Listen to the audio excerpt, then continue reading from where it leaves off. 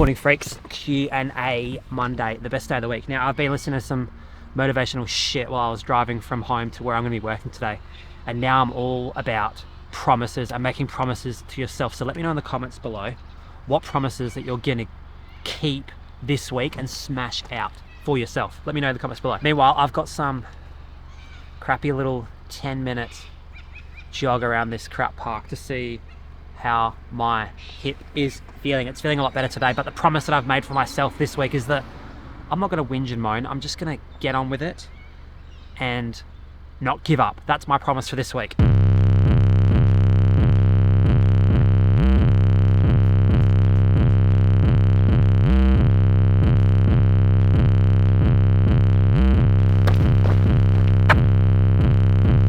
$11:11, that'll do. Yeah, that'll do. 11 minutes, 11 seconds. Nice. Better than zero, hey? Question 1 for today. I'm getting pain in my heel bone when I run. It seems to go away after about half an hour. Interesting. Sounds to me like you have a little bit of a insertional Achilles tendon pathology, maybe some reactive tendon if it's not been too long. What tends to happen with tendons is that they feel painful at the start and they feel stiff and sore, and then they start to reduce over your run. And then you just kind of forget about it. And this is quite misleading of the tendon, really. Like, it's not very nice of the tendon to do that, because that is early signs that this tendon is trying to repair and you're not allowing it to repair. So maybe you need to dial back the training, maybe 10-20%, drop the intensity of your sessions, and maybe do a bit of cross training until it starts to heal back up. Another thing that you could also do is do isometrics. Hold on. Like that. Do isometrics really high up in your ankle range to make sure that you're not compressing that Achilles tendon. If you're getting insertional Achilles issues and you're all the way down deep doing stuff like that, it's probably likely that that is going to flare up your Achilles insertional tendon issue. So go right up in range and do 3 lots of 45 seconds per day. Maybe you can add a little bit of weight as well if you're already still pretty strong. See how you go. Let me know next week if it's feeling a bit better, okay?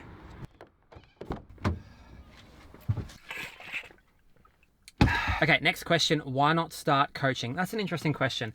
I've contemplated doing coaching, but I think that there's nothing better than experience. You need to go with a coach that has a lot of racing experience if you're trying to get racing things out of your coach. Does that make sense? Like, I spend a lot more time working on the things that I am a little bit more familiar with, like injuries and strength stuff and rehab and mindset and things like that. And the only time I ever talk about running related stuff is things that I've already done. And so imagine if you went to a coach like me and you said, oh, I want to do a marathon plan. And then your coach, me, has never done a marathon and they're giving you this fucking plan. It doesn't make sense, right? I would rather leave the coaching to the people that have got lots of race experience, and I'll continue helping people in the stuff that I actually have experience with.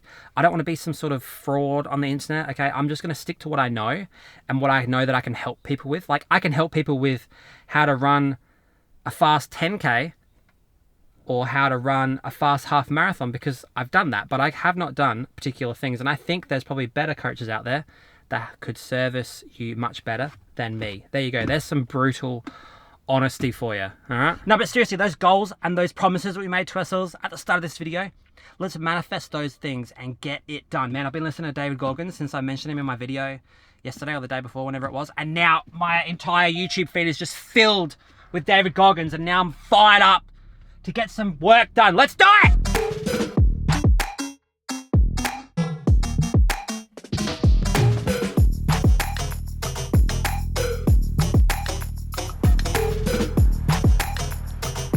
Every day, baby. Next question. How fast could you run a 5K on one leg? That's a great question. I reckon about 45 minutes and 58 seconds. That could totally be my way of becoming an elite athlete. I could be like an elite one-legged athlete, surely. They should put that in the Olympics. Actually, they have the Paralympics, don't they?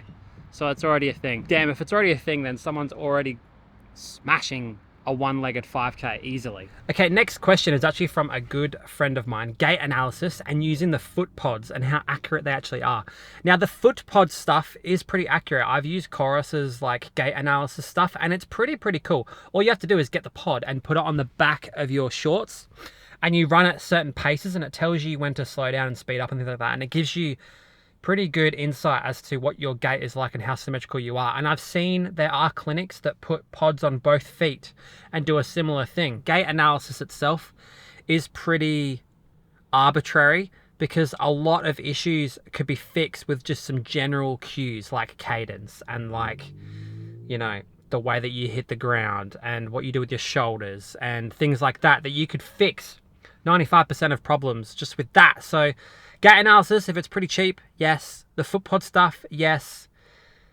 It's pretty good, but if you're buying a foot pod for that or you're going to get a gait analysis for a particular reason, probably not worth it. Unless you have the same recurring injuries over and over and over again, then yes, could be some benefit to you because you're probably sick of being injured all the time. So there you go. Next question, who are your favorite running YouTubers? Well, I don't really watch much running YouTube anymore because it just kind of fucks with my creativity a little bit. Like, I like to just come up with ideas on the day and just make that video. And when I'm watching other people making running YouTube videos, I'm like, oh, I want to do that. I should do that video. Or I should do that. And it just fucks with my creativity. I like to just have a blank slate every day and just rip it straight from the soul.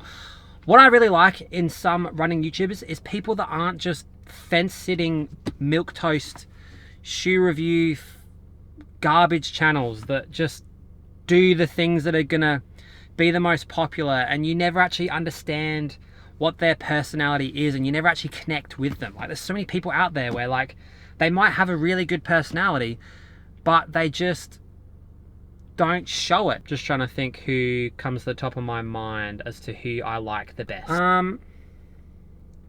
I think Matt Fox from Sweat Elite is pretty cool. I think his podcast is probably better than his YouTube channel because once again, the podcast, he just rips it Australian style, doesn't give a shit about what people think. Other people that I think I like, but maybe the content's not necessarily going to resonate with me so much, is people like Philly Bowden. Like, she just makes stuff and she's very personable and that's pretty cool. I really like that. It's just her content, I'm just not ever going to really resonate with it that much, but that's all right. Not everyone's gonna like the videos that I make. Actually, no one really likes the videos that I make. Not everyone's gonna like the videos that other people make. It's all good. Another person that I really like is obviously like Lionel Sanders. Like, I just love his content and I love how brutally honest he is about the things that he says.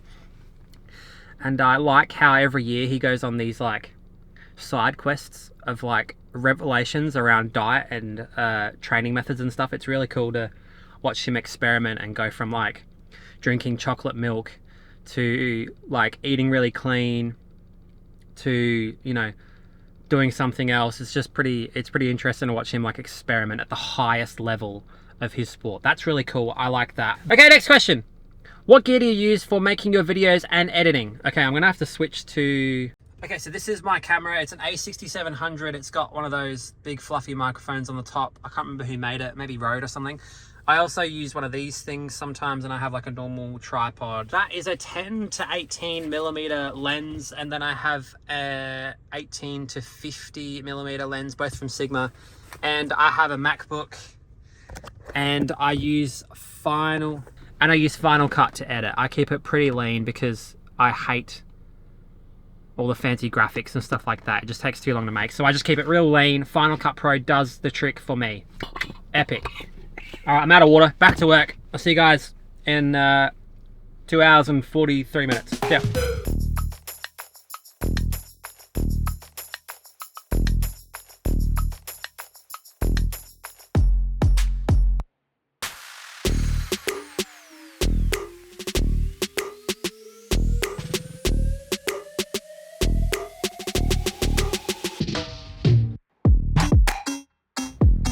This is why I hate my brain. Like, I have a whole week off and then I have one run back for like 10 minutes and it gets to the afternoon and I want to run again. Fuck me. Okay, next question.